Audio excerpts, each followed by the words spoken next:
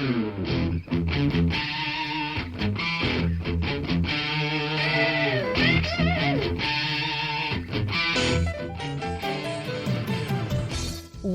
to Thriving Entrepreneur with your host, Steve Kidd, third-generation minister and 30-year business coach. Listen in as amazing, world-changing authors, speakers, and coaches share their struggles and victories. And hear from best-selling authors' insight into how you too can live your life as a thriving entrepreneur. This is Steve. Welcome to Thriving Entrepreneur. Thanks for being with me here today as we talk about you. Yeah, that's right. We're always here talking about you. Today we want to specifically talk about your talents and how you can use that to serve others, to help people with some of the most difficult parts of their life, just simply by being you. Thanks so much for being here with us today. I so appreciate you. I'm so grateful for having you in my life, for having the ability, the opportunity to be able to serve you, to bring these amazing guests to you, and help you be able to live as a thriving entrepreneur. As I said, I'm so grateful for you.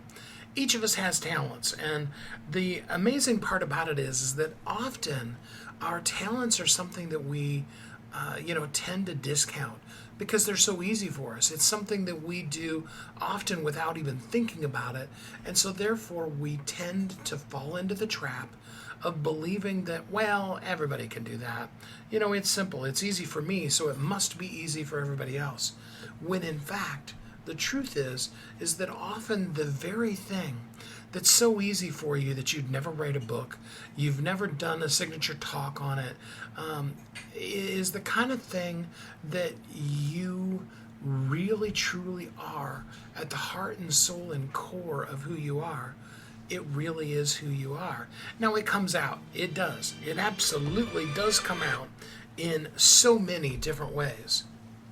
Often it shows up as that thing that we're just passionate about, that we talk about all the time, that we are talking about so often that our closest friends, even more so our teenage children, will roll their eyes when they hear us say it because we just talk about it so often. And yet that passionate purpose, that talent that is us, that is the very thing that is a secret, is a tip, is our talent seeping through the cracks of our life and coming out in ways that maybe aren't exactly it. I mean, maybe our passion isn't to demand that our children clean up their room. Maybe it's something else. Maybe it's the skill set of why cleaning your room is so important. Maybe it's just something else. Maybe you grew up with a parent who was adamant about it, and maybe it's something you're overcoming. That would be a different situation than your talent. But typically, even in that situation where you are expressing something that was more put on you than what is you, your passion is seeping through the cracks of that, coming out in every way. And when we stop and we look at what is that thing that truly is my talent and why does it show up in the ways that it does, it gives us the ability to then be able to look beyond ourselves and see how can we use this thing that we're so passionate about, that comes up all the time, how can we use it to make our world a better place? You see, when we know what our talent is, we can then look for ways to be able to serve others, to be able to make the world a better place, simply by showing up, maximizing while it's called today, and using our talent to serve others, using our talent to allow the world to be a better place, to allow the people that are in our lives to thrive and shine. It's amazing, when you live in a world where you help others thrive and shine, you too will find yourself living as a thriving entrepreneur, doing things that sometimes are even going to feel a little amazing to you because your focus is on serving and giving and living and thriving. And when our focus is in the right place, it's amazing just how incredible life can be. And it can happen just as simply as knowing who you are and seeing ways to be able to take that and give it out into the world and allow that to show up in everything you do. That is a great way to live as a thriving entrepreneur. With that said, let's jump into our first guest. Join me in welcoming John Crane. Hey, John, how you doing today? Doing well. How are you? I am doing really good, thank you. Tell us a little bit about you and how you show up in the world. Sure. How I show up in the world. I just like to be helpful. Through the career that I've built over the last 20 years as a financial advisor, spend my days helping people with their money and helping with their money decisions. And outside of that, I enjoy my wife and my 18-year-old daughter. Perfect. Love that. And what kind of things do you do? What kind of job and stuff do you do? Sure. So I'm a financial advisor, wealth manager for roughly 120 different households. And what I do for them is really, I run alongside them as we move through life together.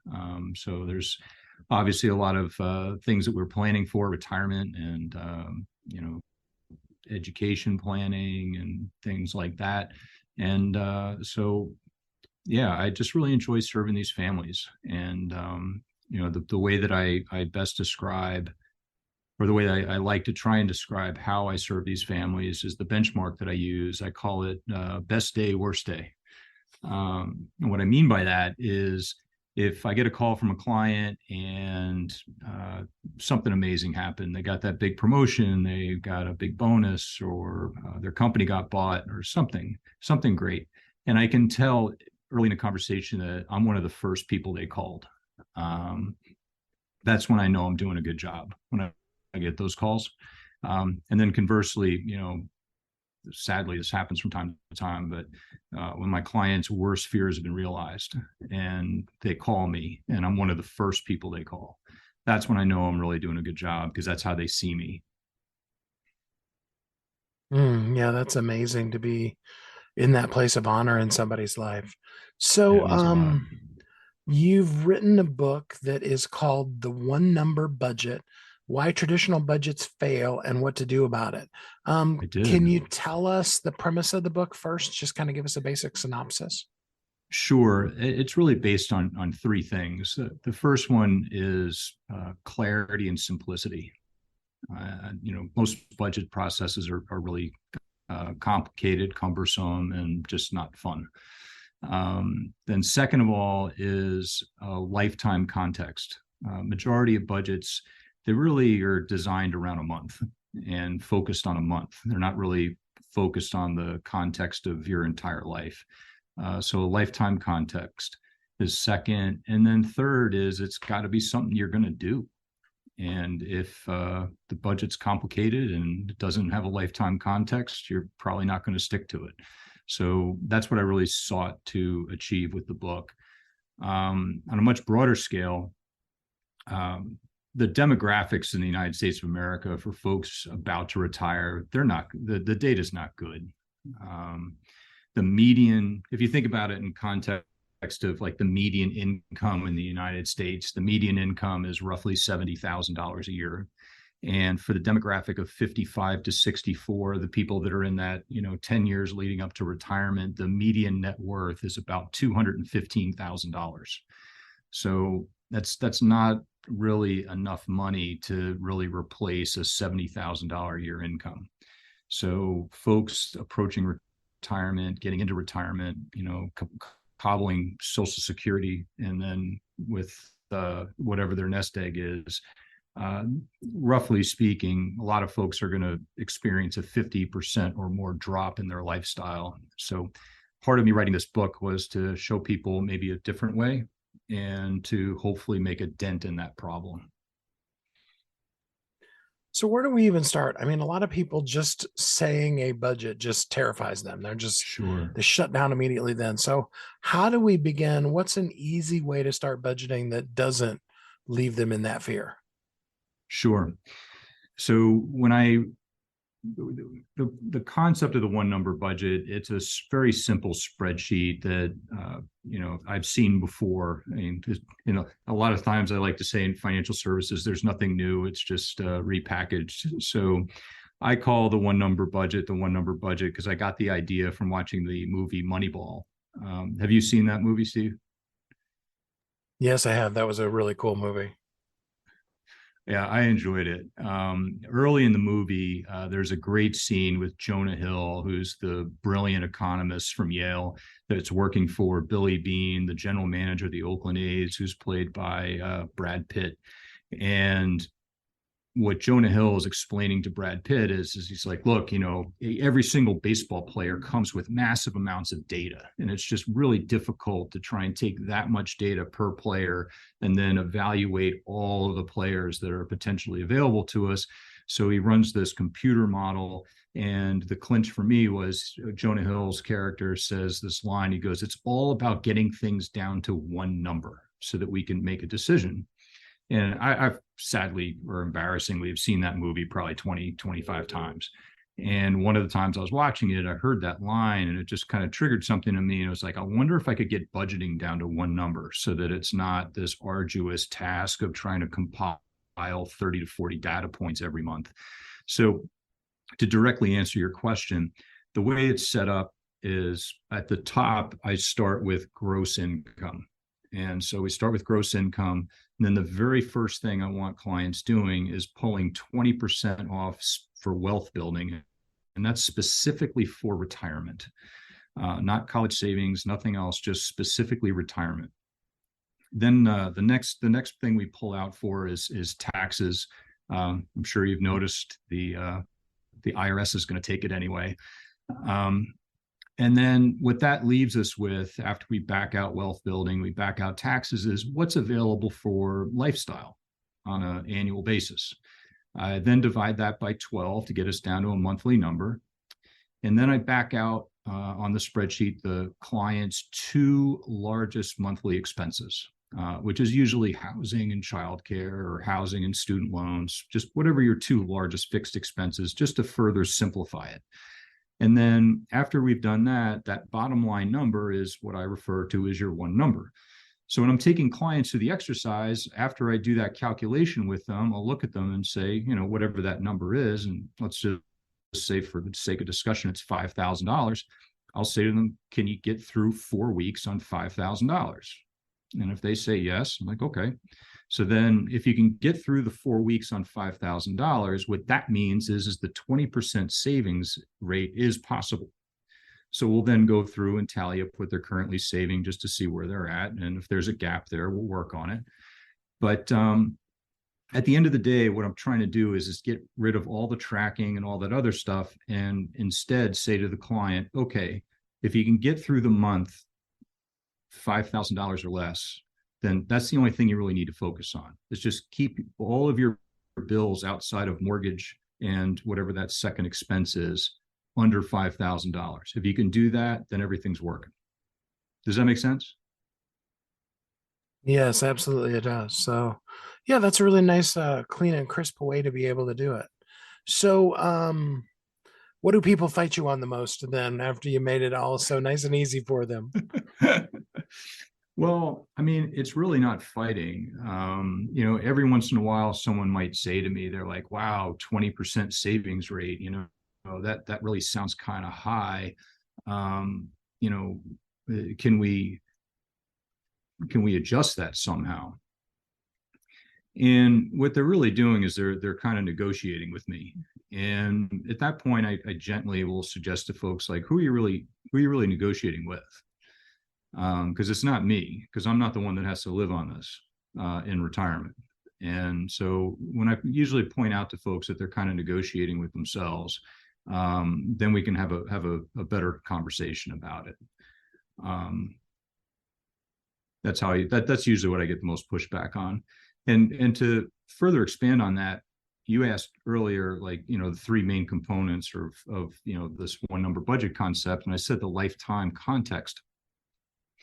One of the things I lay out in the book is a hypothetical, 90-year life. So if you think of a life as 90 years and you break it up into thirds, and you've got the first 30, which is your growing up years, and for the most part, your parents basically pay for most of that. Then you've got the middle 30, which is your prime working years. And then you've got the final 30, and the final 30 is your retirement.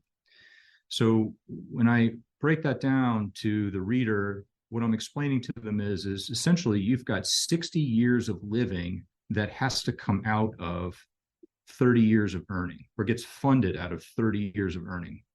And when you think about it that way, that middle 30, the income in that middle 30 has got tremendous pressure on it, because not only do you have to save for retirement, but, got to pay for life today. And there's, kids want to be in the soccer league, and, maybe you want to put your kids in private school, and, all these things really start, putting pressure on that middle 30. But at the end of the day, you do have a future self that's sitting there at the precipice of retirement, and they're looking back at you, your present day self, hoping that you're being prudent with your choices. Let's just put it that way.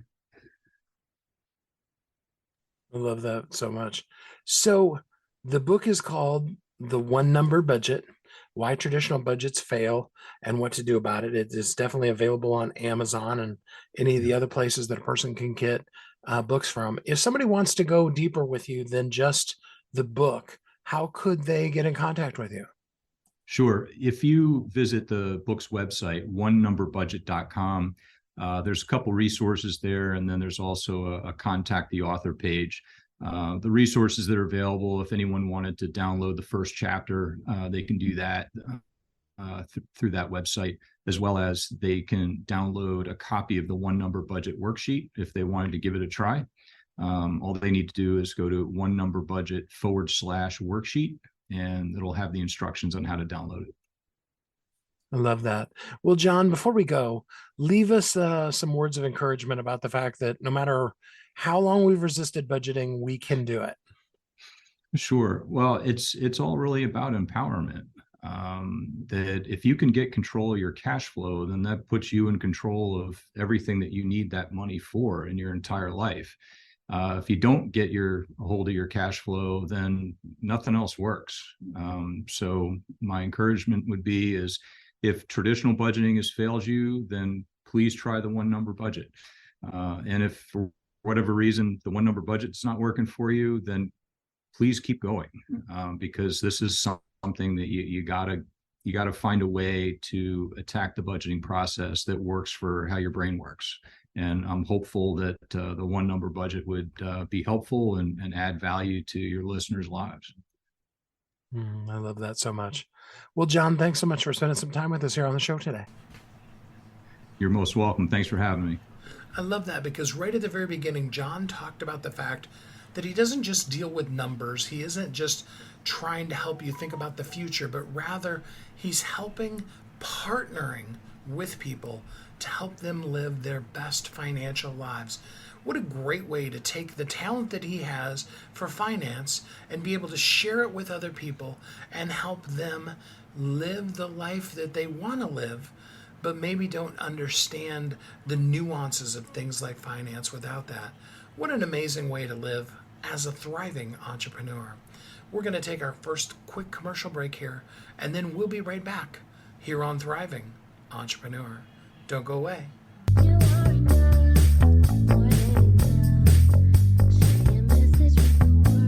If you're an author who's on a mission, stand out with your brand out.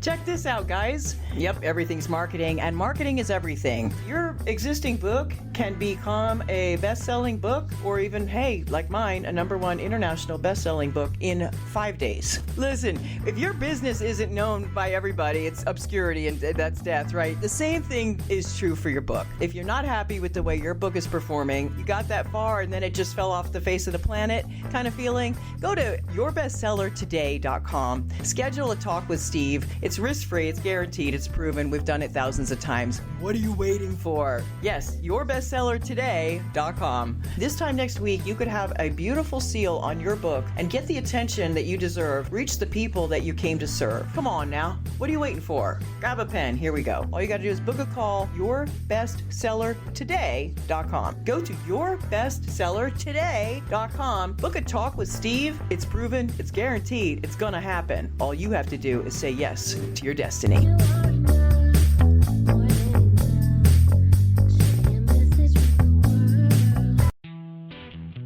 Welcome back to Thriving Entrepreneur. This is Steve. Welcome back. Thanks for listening to Thriving Entrepreneur today as we talk about your talent and how you can use it to serve others. Your talent serving others is such an amazingly, incredibly powerful tool in this world. And whether, like our first guest, you take your skill set, you partner with others and help them live a better life, or you do things that you've done and share that with others, like we're going to talk about with this next guest, you can use the things that you've learned, the experiences you've had, the talents, the time, the treasures that you've got, and you can live a great life. And while you're doing that, you can serve others, you can share it with others, you can make the world a better place. And we do it simply by maximizing just today. Yesterday's gone, tomorrow's coming, but it's not here yet. It's just a matter of looking around today, knowing who we are and what we do, and then reaching out and doing and being the best us that we can be while it's called today. So with that said, let's jump in to our next guest. Join me in welcoming Melanie Booher. Hey, Melanie, how are you doing today? I am good. Thank you. Thank you for having me. Absolutely. Tell us a little bit about you and how you show up in the world. Yeah, I'm a mom of 3. That's my first thing, but I am an entrepreneur. I actually have a couple businesses that I run, and they've all been very heart-based businesses. So things that I love and passions that I've been led to, and I'm just trying to make the world better, one I say workplace at a time, but also now author at a time as well.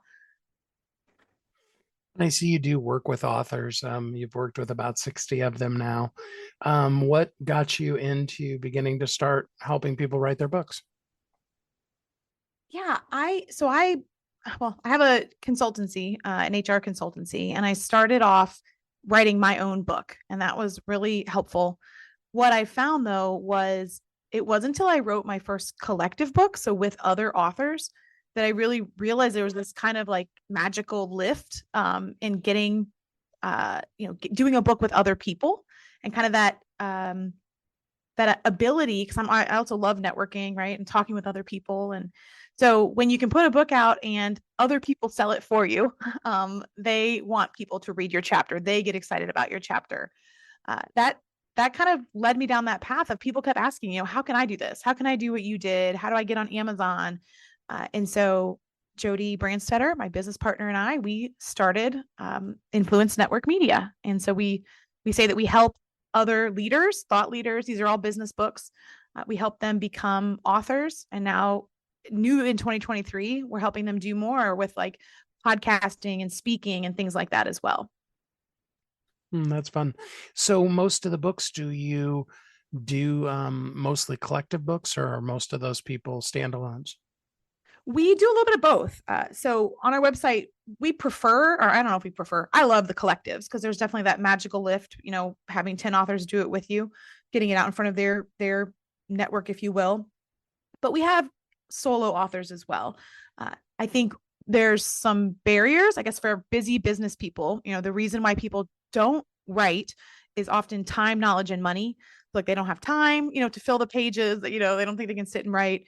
They don't have the knowledge of, how to piece it all together, edit, format, proof, get it on Amazon, or they don't have the money. And so when you say write a solo, oftentimes your quote for a solo book can be like this last week I heard $30,000. So there's big price tags on putting out your own book, but when you can share that collectively, right, divide it by 10 people, it makes the cost so much more manageable. And so we really try and keep those prices down for people. In fact, we have pricing on our website. I can tell you more about that later, but it's very economical. I love that. So, what would you say is the biggest piece of advice you would give a person who wants to write a book but hasn't started yet? I'd say take that time to figure out what you're passionate about and make that happen. So, I thought I have to be crunched over a keyboard, spending time, my days and nights writing. And what I really found was that I didn't have to do that, that I could voice, I could lay in bed and talk about things that I'm passionate about and kind of do a voice to text. And I constantly am coming up with different things that I really want to write about. Sometimes you just go back and look at a blog, maybe a favorite blog or a post that you've written. And that in and of itself, we say that these chapters people are writing are blogs on steroids. So, 1,500 to 3,500 words about a topic that you're passionate about. And usually that just kind of flows out from people. Yeah, absolutely. I think a lot of times we don't really realize how many words we can say on something that we're passionate about. Absolutely. So, with working with groups of people, what kind of challenges have you found bringing the group together and then getting the book finished? Yeah, there is a little bit of herding cats. We will say that. We really do try and take that pain out of it. So we ask our authors to commit to a couple things. So we say your chapter, your headshot, and your bio. Those are the three kind of things you're committing to. And then beyond that, it's participating. So showing up on launch day, maybe an occasional Zoom meeting, getting to know your co-authors a little bit. And then getting 30 to 35 supporters who are able to buy your book, which, to be honest, that's a fraction of the people you would need if you had a solo. With a solo, you need 250, 300 to get your Amazon considered like bestseller or number one new releases. So to win those categories. So we ask for certain levels of commitment. And, the hardest thing for people to meet these days, which is sad, is just their deadlines. We give them plenty of time to submit. And, we just tell them like, hey, we need them. We've got, 10 people we're working with. We need it by this date. And for the most part, I think I've only had 2 authors. We don't just take their money. We usually try and find a different book for them to work themselves into. And because they're all business and leadership topics, we've been able to move them to other books.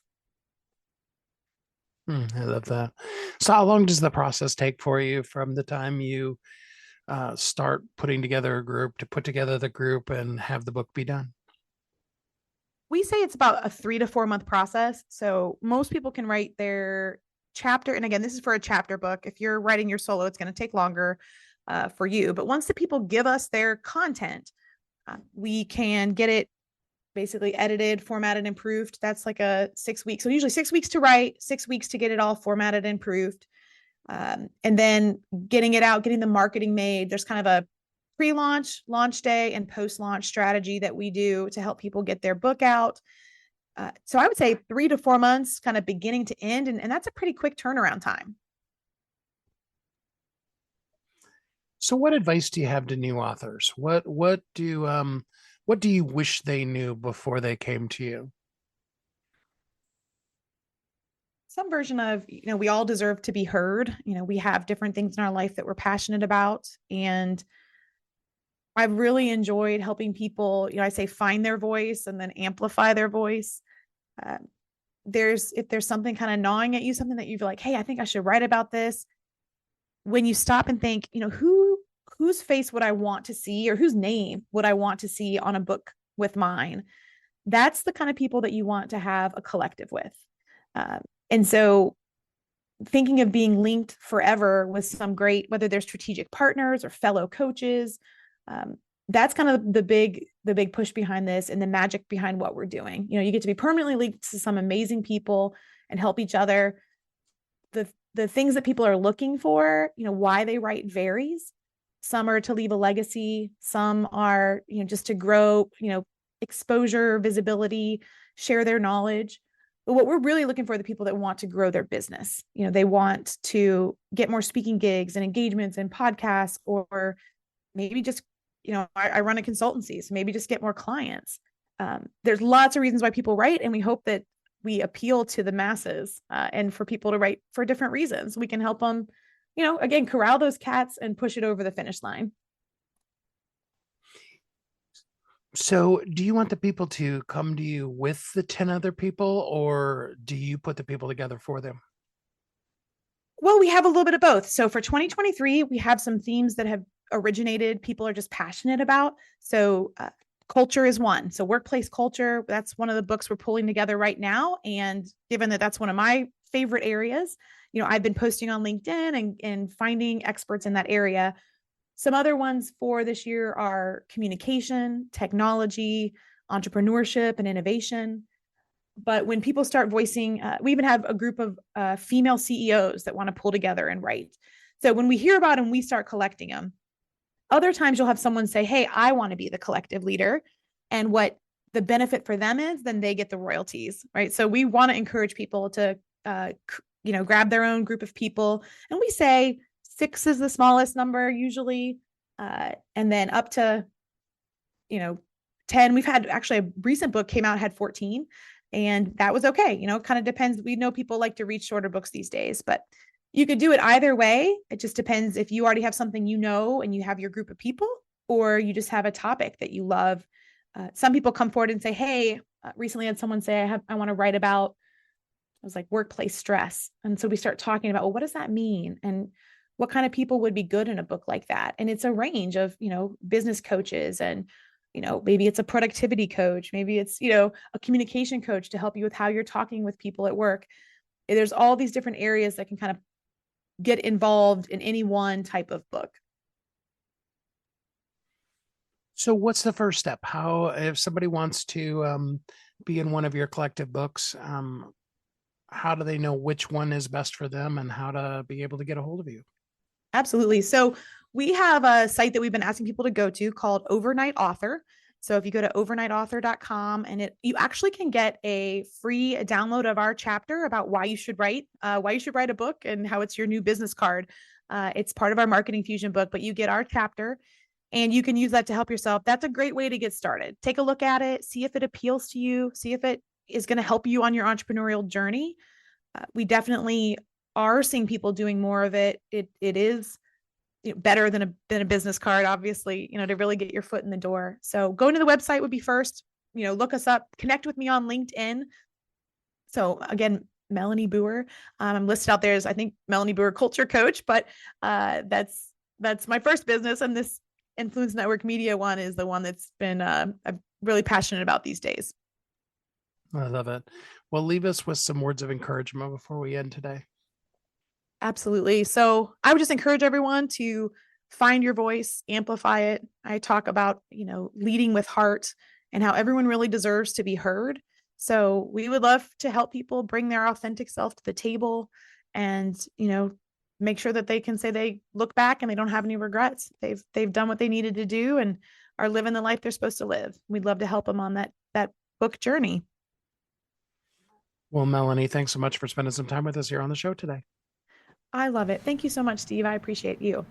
You know me, I love books. I love people who are sharing what they do, who they are, what they've learned thus far in the world, sharing it out into the world.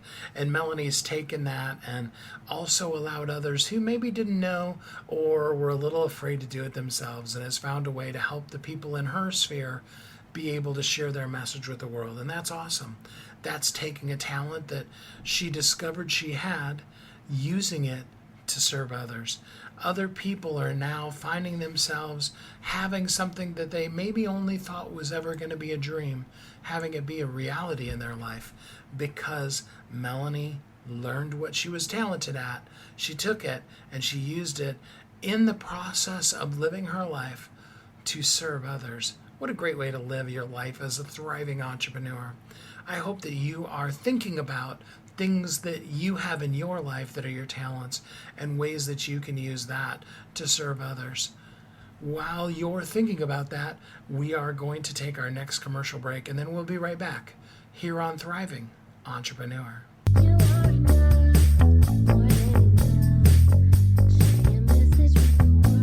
If you're an author who's on a mission, stand out with your brand out. Check this out, guys. Yep, everything's marketing, and marketing is everything. Your existing book can become a best-selling book, or even, hey, like mine, a #1 international best-selling book in 5 days. Listen, if your business isn't known by everybody, it's obscurity, and that's death, right? The same thing is true for your book. If you're not happy with the way your book is performing, you got that far and then it just fell off the face of the planet kind of feeling, go to yourbestsellertoday.com, schedule a talk with Steve. It's risk-free, it's guaranteed, it's proven. We've done it thousands of times. What are you waiting for? Yes, yourbestsellertoday.com. This time next week, you could have a beautiful seal on your book and get the attention that you deserve. Reach the people that you came to serve. Come on now. What are you waiting for? Grab a pen. Here we go. All you got to do is book a call. Yourbestsellertoday.com. Go to yourbestsellertoday.com. Book a talk with Steve. It's proven. It's guaranteed. It's going to happen. All you have to do is say yes to your destiny.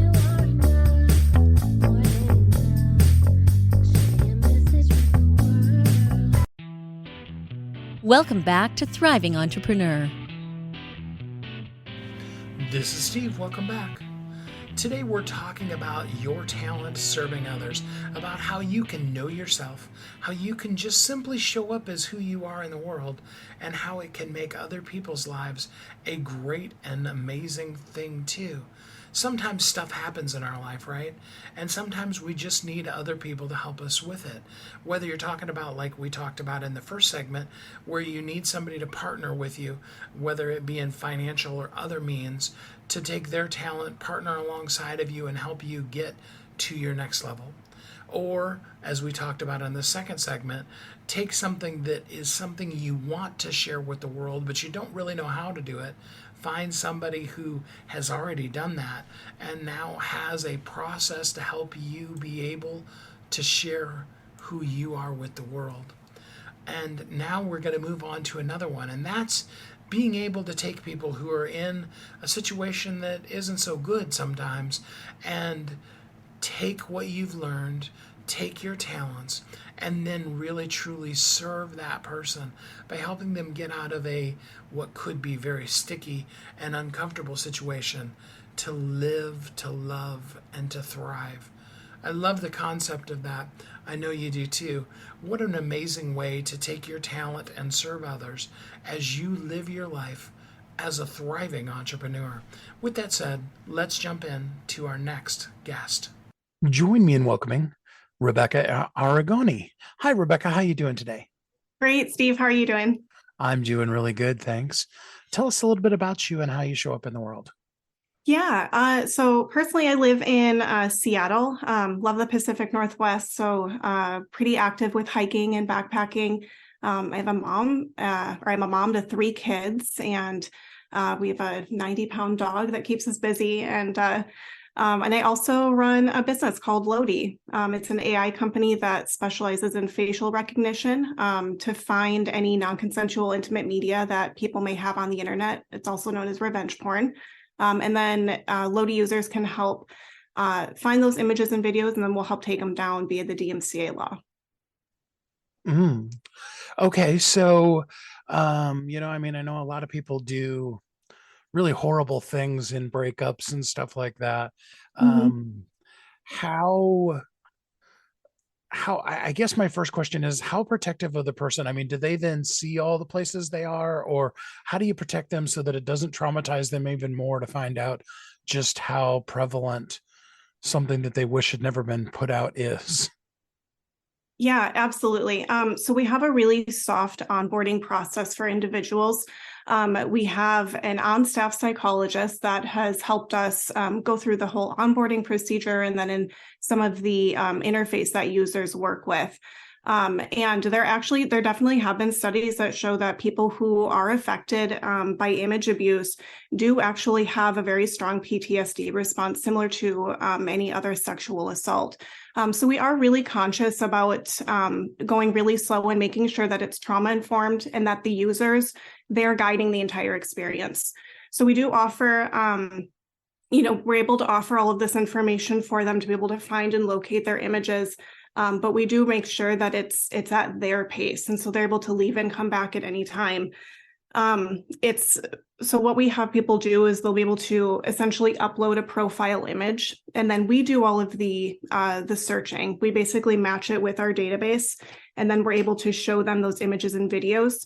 Everything is blocked out until they choose to actually click on it, and then to find where it's located, and then if they want to do that DMCA takedown process.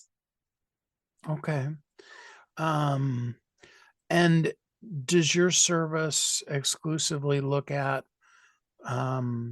what we and these terms are a little loosely not proper, but what we consider to be the internet versus the dark web, or does it scour across all of it? Yeah, so right now we are specifically looking at sites that are doing user-generated content across the adult web. We have over 40 million assets that we have looked through, and we're constantly updating more because it's user-generated. The websites are constantly updating, so that way our users are getting the newest version and the most accurate information. There are definitely other companies that exist that do just a general search across the entire internet, but we feel that that's not as beneficial just because, I mean, it is the Wild West. It is just this giant, massive amount of information. And so we are really specifically looking at user-generated content. And in this particular case, you're talking about non-consensually uploaded stuff. So it isn't, somebody who worked in that kind of industry and then later on wants to take it down, or do you work with people like that too? No, it's specifically just user-generated. We do work with some content creators. So, it's content that has been created, essentially consensually by them, especially with like adult sites like an OnlyFans, for example. But what happens is oftentimes some of their patrons will record the content and then post it to free sites. And so that's making the content creators essentially lose out on income. And so we do have an option for users to bring in a URL if they know that their information has been shared. They can bring in their own URL and we can help them take that down. And it still does work, even if they don't know if it's out there. We can just use facial recognition for that also. Okay. So, what does the law say about the uploading of non-consensual intimate images? Yeah, so there actually is no federal regulation around it. Many of the states do have local laws prohibiting, image abuse, essentially. But federally, there isn't anything. So how we're able to get around that is by using the DMCA law, which is the Digital Millennium Copyright Act. And under that law, it is essentially the people are unauthorized users, or unauthorized models, rather. And so this content is uploaded without their consent, and then they're able to invoke this law to get it taken down. They generally will have to go to the hosting websites and go through that entire procedure. Sometimes it can be pretty traumatizing for people. The sites that many of this content is hosted on are not fantastic. There are many sites that are dedicated to they're essentially revenge porn. There are some that are dedicated to hidden cameras. And it's not, it can be really traumatizing for victims to have to navigate through these sites to get their content taken down. And so they can go through that process. Otherwise, we've made it really streamlined. If somebody has found a video or an image and they want it taken down, they can add it essentially to a queue through our Lodi site. They sign essentially an affidavit saying, yes, this is me and I want it removed, and then we can get it taken down for them. Are there any signs for a person to look for that makes you think, hey, maybe something's gotten uploaded on me that, would make them want to come and have you search further? Yeah, so really, we encourage everyone to at least go through the onboarding site to see. It's completely free. We do an initial search for everyone. I think a lot of people assume that, I had a really amicable breakup or my partner would never post anything of me. And honestly, they're probably right. Most of image abuse does not come from people we know, but it comes from hacking or from hidden cameras. And so even if people think, I definitely don't have anything out on the internet, they definitely can.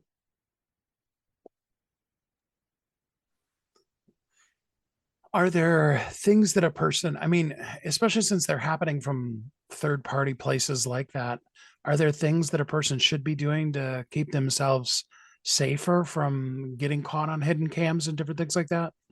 Yeah, absolutely. So there are some social media websites that have made a commitment to try to not allow revenge porn or get it taken down on their sites. And they're using a system that's called a hash. A hash is essentially a digital fingerprint. People are able to go to a site called stopncii.org. They can choose the images that they want to do essentially a watermark on or hash. And then the social media sites like Facebook, TikTok, I believe Bumble is one now. They run them through their database, and then they will either remove them from their social media sites or just prevents them from ever being uploaded. And so that's a nice proactive step for people to be able to take. But for just the general internet, there isn't really anything proactive that people are able to do quite yet. In the future, we definitely are hoping through Lodi that we can create our own hashing system that'll be effective just across the internet, not specifically for social media. But that'll be a little bit more down the road. For now, it's just I think it's really important for people just to be able to monitor their online presence. Through Lodi, we do offer just an alert system. So people could upload their profile image, and if they don't have any images or videos that are returned, that's fantastic. I remember when I first turned Lodi on, I ran my own picture through, thinking, what if something is out there? Because, you just never really know. And thankfully there wasn't, but that's not the case for a lot of people. And so they can set up this alert system that will basically just monitor the web and all of our content that comes through, and then just notify people if we do end up finding anything. And if it's something that happened some years ago, like say a 30-year-old lady is concerned about pictures of her from when she was 18 or 20 years old, or even, God forbid, underage, do they need to have pictures of them at that age, or will the facial recognition figure out the younger age images of them as well, or how does that work? Yeah, the facial recognition that we have has about a 98% accuracy, and that's across a vast amount of ages. What we do is essentially do like facial points, and so we have these set data points on the image, so people are able to upload that. We'll search for those matches and then serve those to the customer to review. And the data points that we have, it has to, it goes across facial structure, and we basically have thresholds in place. And so we show, we have it set pretty high so that we're not getting any negative many negative results, but we still do show them to the customer, and then they can decide if that's them or not. And so basically how the threshold that we have in place does allow for, a variety of ages and ranges. Okay. So for the person who doesn't think this is a big of a deal, give us some statistics or some information about just how prevalent this is in society these days. Yeah, absolutely. So about 10 million people are actually victims of image abuse. 1 in 3 people in the United States are sexually assaulted, and oftentimes those are being recorded. People in people of color or indigenous groups, members that are in the LGBTQ plus community, they're actually 4 times more likely to be affected by image abuse or revenge porn. And so it's definitely out there, especially with technology becoming, just completely mainstream now. Everyone has a cell phone. People are staying in, vacation shares, and there could be hidden cameras there. I really do think it's beneficial for people to just at least, go through the onboarding process to just see if it's there or not. And if it's not, fantastic. You now have peace of mind. That's awesome. So, Obviously a person needs to go to your website and go through the process for themselves, but for people who are interested in helping out, do you have ways that people who want to try to help stop this can be involved as well? Yeah, absolutely. So if people are wanting to, see for themselves, if they have anything out there, of course, come to our website.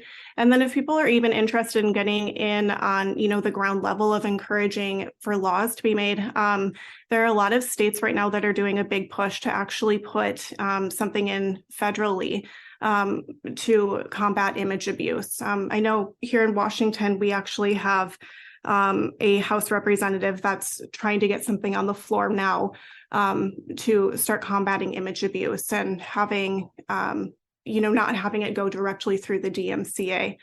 So I definitely encourage people to just contact their representatives. This is not, I'm really happy that our company is here, but eventually I would like it to, there to be something more federal and government in place for it. And give us the URL for where a person can find out about themselves as well as get involved. Yeah, absolutely. So people can go to golodi.com. We have our onboarding app that they can go through there. We also have a whole bunch of other resources that our on-staff psychologist has written regarding dating advice or boundaries. And we have a more thorough options for resources for people who may have been victims of either sexual assault or image abuse for them to be able to go to. And that's goloti.com, correct? It is, yep.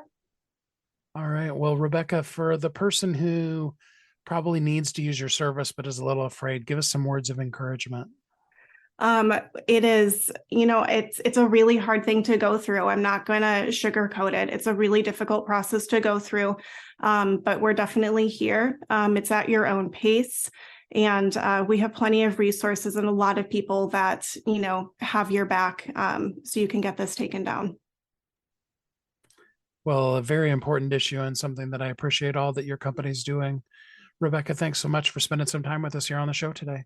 Thanks so much, Steve. So how do you take the talents, the time, the treasure that you have? How do you use that to be able to serve others? How do you first know yourself? We talked a little bit about that in the opening segment. And then how do you find ways that you can be able to make the world a better place? Simply by just being you.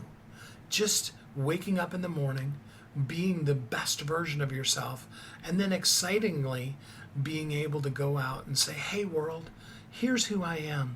This is what I do. This is what I know. Let me come into your world and share with you this thing that I know that I know. Let me help you make your world a better place by I just simply being me, by taking your talent and serving others. What a great way to live. What an amazing way to show up as a thriving entrepreneur, to wake up each day, let yesterday go, or if necessary, apologize for things that did happen, and then truly live, love, thrive, and be the best you that you can be in this wonderful day that we call today. I hope that you can just let yesterday go and really grab a hold of, really thrive in today, so that you look at today and you see it as the amazing, wonderful gift that today is. There'll never be another today. There'll be tomorrows, and they'll come, and they'll be amazing too. But today is the day that you have. I often think about the people who spend time worried about tomorrow or beating themselves over the past, and they never really get to live today because they're stuck either in the past or in the future. I really hope that that doesn't happen for you, that you know yourself well, and you can be like, this is what I'm good at. I haven't shared this definition with you for a while, and I want to remind you, true humility is a right perspective of yourself. That means having the capability to, just as much as you can admit your faults, also being able to be, first of all, aware of your talents, but then second of all, allow yourself to celebrate you, to say, hey, you know what? I am good at that particular thing. And it is something that I'm proud of myself for being able to do. When we do that, that's actually us being humble. Now, it doesn't mean that we spill over into the level of bragging about ourselves, but it does often look like saying, hey, you know what? I just did a really amazing job at that. We don't do that for ourselves enough. We're typically our harshest critics. We're the person who is going to, more than anybody else in the world, tell us how bad we screwed up. And we miss the opportunity to really truly be humble and say, you know what? That thing you just did, you did really well. Maybe you sang a song and you hit the notes. Maybe you didn't hit all of them, but maybe you hit most of them. Maybe you even only just hit one. Can you be real enough with yourself to say, hey, you know, that one note that I hit, it sounded really good? Can you be open enough with yourself to not just critique yourself, to not just say, oh man, I just said a word and it totally wasn't the word I said. Any of those of you that are participating in the drinking game of Steve mispronouncing people's names and messing up words, you're probably drunk by now, just like you are every time you listen to Thriving Entrepreneur. Because I hope one of the things that you've seen is I don't try to show up on the show as perfect. I don't try to go back and re-edit the times that I make faux pas verbally, the times that I say the wrong word. I remember one time I was saying to somebody, and I was actually meaning I'm biased, meaning that I have an opinion about this particular thing. I was bragging about a person and how great and amazing they were. And I said, now you got to understand, and what I should have said was I'm biased. What I said was I'm prejudiced, which is a totally different word.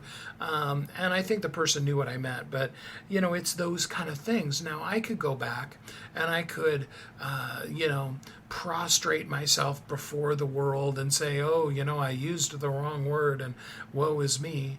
Or I could just move on. I could be like, hey, you know, that's funny. I can't believe I used that word because it means something totally different than what I meant. You can do that too. One of the best secrets I ever learned way back when I first started the show was to understand that sometimes we say the word and that's okay. Sometimes we lose our train of thought. We're saying something amazing and then it's just like, oh, that's gone. And you just have to kind of think for a second, figure out where can I go from where I'm at now, lost on this rabbit trail, and then move on and show up. Because it's not about us. It's about the people who will get to hear it and whose lives will be enriched. But please do understand, you are uniquely brilliant. You were created for a purpose. And the world needs you. We need you to be exactly who you are, right where you are, right here, right now, today. Using your talent, serving others, being the best you that you can be. And being humble enough to say, you know what, I really did a great job on that particular thing. If you'll commit to doing that, your life and your world will be a better place. And you will live as a thriving entrepreneur. Thanks so much for being with me here today. I hope until we're together again next time, you have a great week. Thanks for listening to Thriving Entrepreneur today. If you want to get your question answered, send an email to questions@wehelpyouthrive.com. We look forward to you joining us again next time.